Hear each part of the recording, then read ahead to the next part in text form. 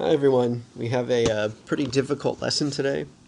Today we are going to be talking about comparative governments and comparative economies. So the two most common ways to organize institutions of the central government. One popular way is a federal system of government, which the United States and Mexico have. That's where powers are shared between levels of government. Powers are separated and shared among the branches of the national government. Just like the United States, our powers are shared. We have the executive branch, which is the president, but we also have the legislative branch that creates laws and has several other jobs. There's also the judicial branch that reviews laws. This is known as a federal system of government.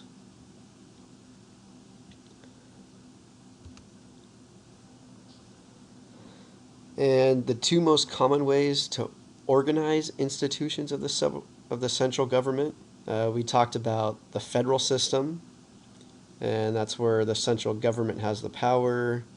It goes down or up. There's also something called a unitary system, which is similar as well, but see how there's the central government at the top and all the power goes down. So the central government actually has all the power.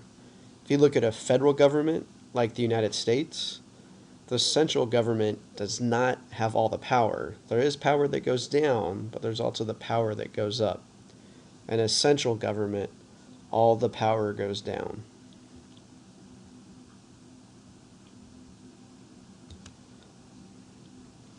So a unitary system of government, which the United Kingdom and the People's Republic of China have, all government power is vested in the central government, which may choose to delegate some of its authority.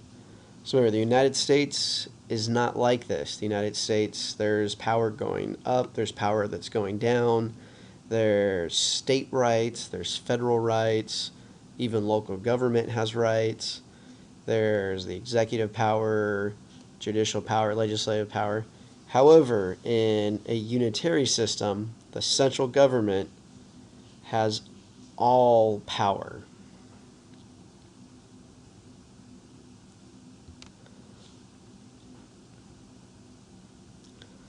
And a lot of times in a unitary system, this type of government often has a parliamentary system, such as the United Kingdom. And that's where the legislative branch holds both legislative and executive powers. The executive is chosen by the legislator. So this is different than the United States, where we do have a legislative branch, but they don't have control of the executive branch. They're voted entirely different.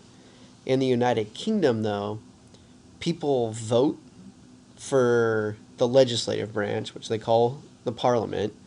So you vote the parliament, and then the parliament votes for their leader or their executive branch. But people in England do not vote for their executive leader. They vote for their legislative body, who then votes. It's a little confusing, so please ask for help if you don't understand.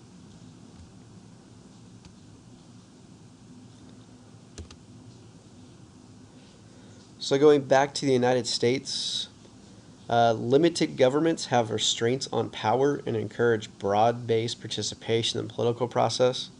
The United States is known to have a limited government because our government, each branch is limited in what it can do, and we do have a lot of restraints on power.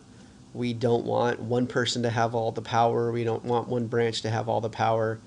We want broad-based participation. This is where everybody's involved in the political process. And this is just a quick example. Our legislators, they make the laws. That's the House, the Senate, that ratify treaties. The executive branch, which is the president, he's also commander-in-chief, charge of the military. And judiciary, which is the judicial branch, the Supreme Court, they interpret treaties, but they also interpret laws.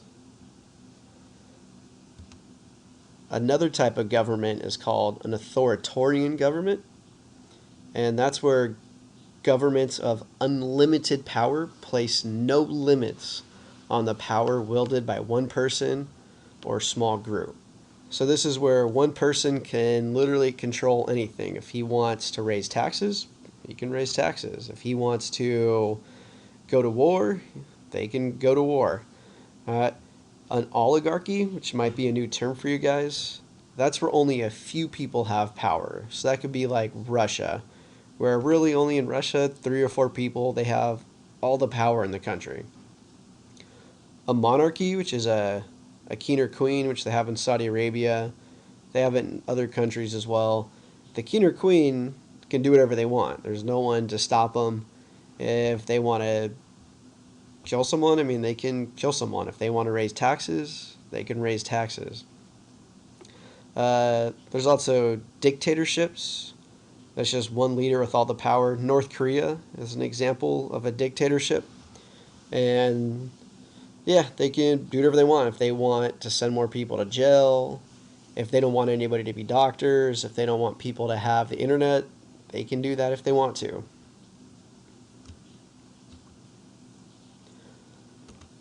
Now we are going to get into economic systems.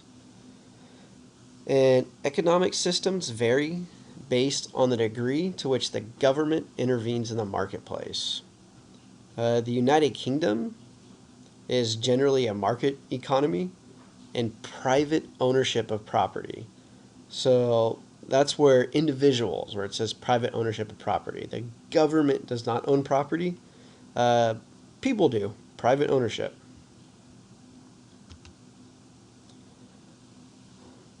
In some countries, the government controls the means of production, goods, services, and resources. An example of a country that does this is the People's Republic of China. And they have a command economy with an increasing importance for markets. But in China, they control the production, they control goods, that's what items are being made, services. So if they're fixing computers, that's a service. A service is simply something that you're doing. It's like work that you do. Goods is an actual product. And production is, how is it made? Is it a factory? So maybe they own the factories.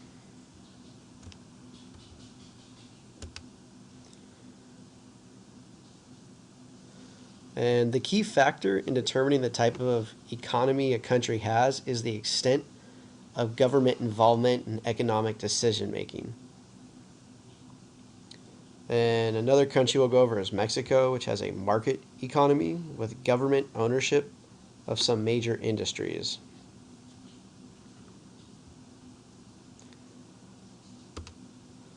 So the United States, we're considered a capitalistic market or a capitalistic economy. It's also known as a market economy.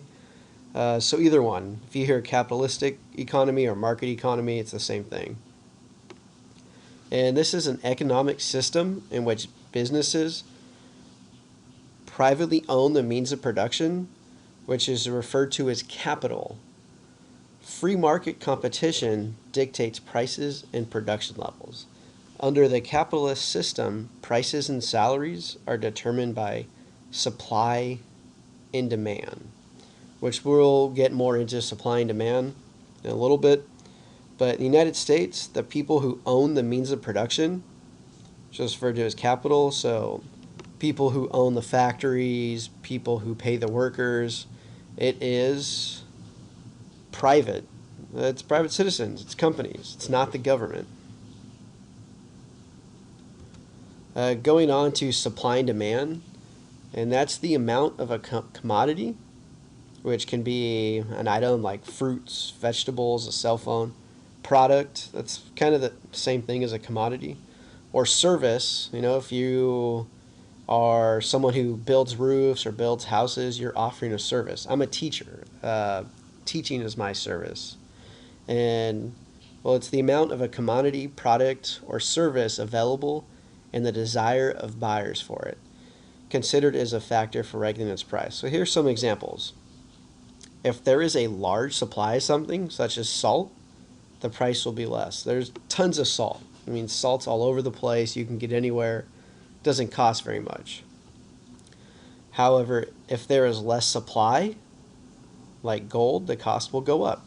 There's not a lot of gold around the world. I mean, gold's expensive because there isn't a lot of it. It's rare, so it's going to cost more. And another example of demand is if a lot of people demand something, the price will go up. So like iPhones, people love iPhones. They always want iPhones. They're constantly want the newest iPhone. Since there's such a demand, they're expensive. But if people do not demand something, such as plain white shirts, the price will go down. I mean, nobody cares about a plain white t-shirt, so that's why you can go to a store and buy a plain white t-shirt for $5 because there's no demand for it. I know this stuff's pretty hard. We'll do some questions to review and ask me if there's anything you're confused about.